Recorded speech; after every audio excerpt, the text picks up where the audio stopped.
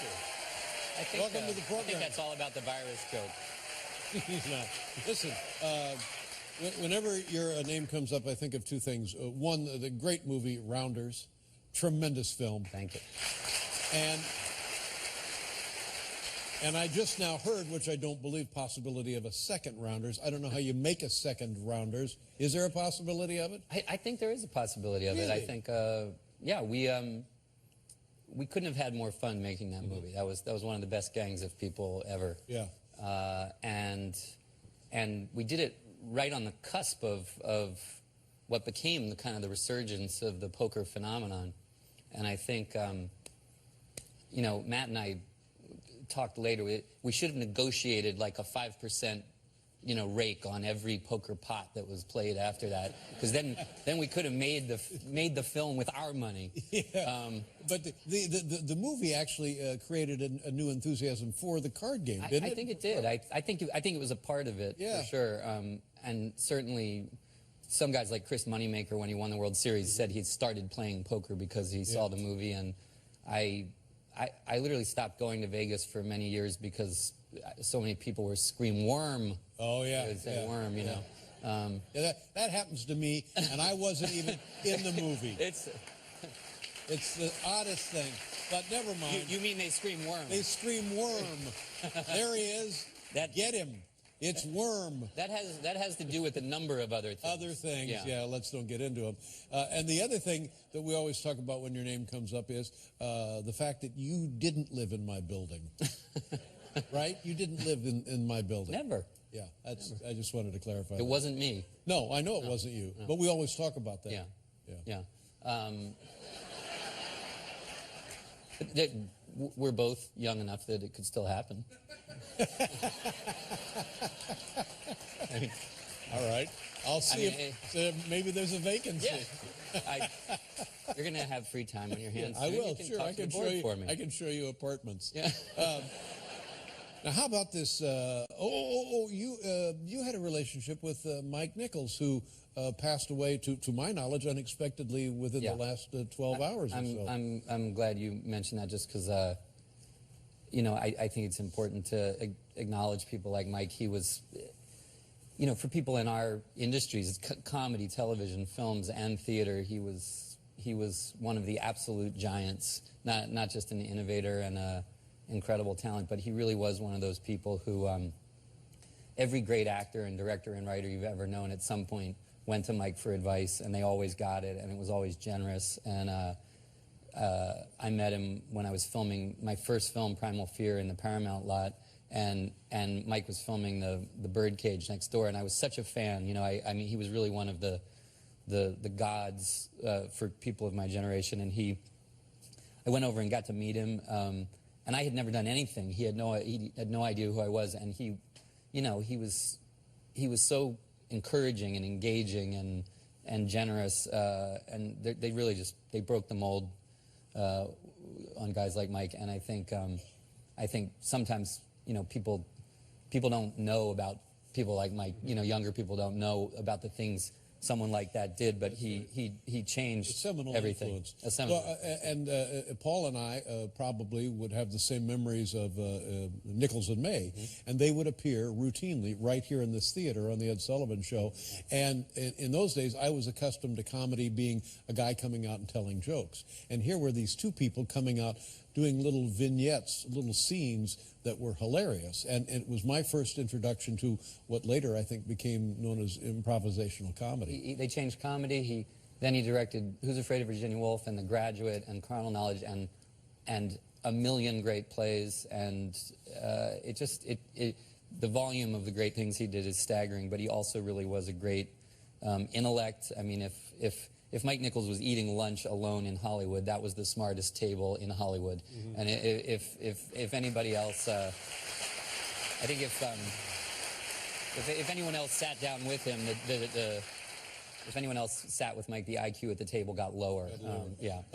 But you're right. The number of careers that he touched influenced and also put them in at their proper level. I think he was responsible for Whoopi Goldberg with her one-woman show, and from that she became an enormous star. I think there's endless stories like that. Yeah, he touched an enormous number of us in all these fields, and I think just we have to celebrate him. He's really one of the giants. Let's nicely said, Ed.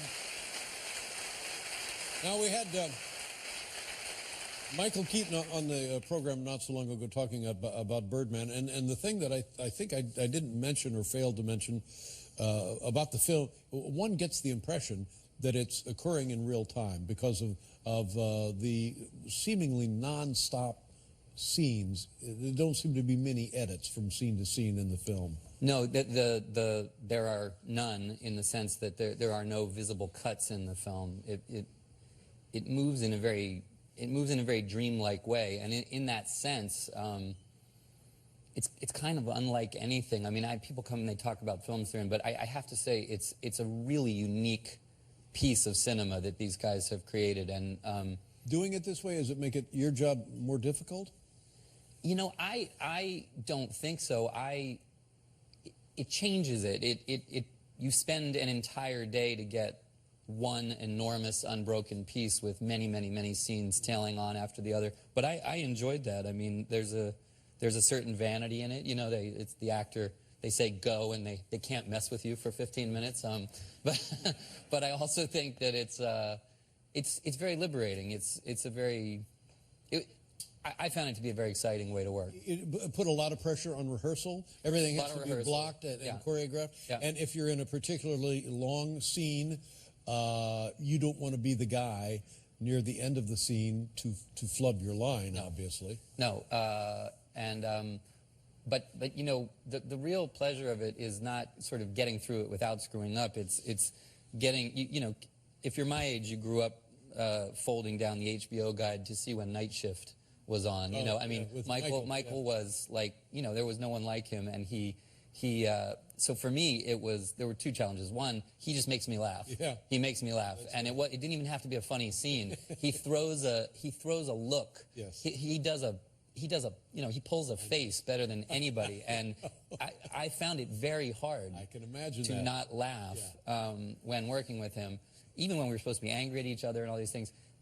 But what's incredible about someone like him is he'll improvise even within the sort of giant risk of having gone 15 minutes without a break, and that was a unique pleasure. Well, I would think it would be, I've known Michael a long time, and I think one of the great things about going to work every day would be knowing that you're working with Keaton, because he's pretty entertaining, irrespective of what's going on. There's a scene in the film where my character, where we all play actors putting on a Broadway play.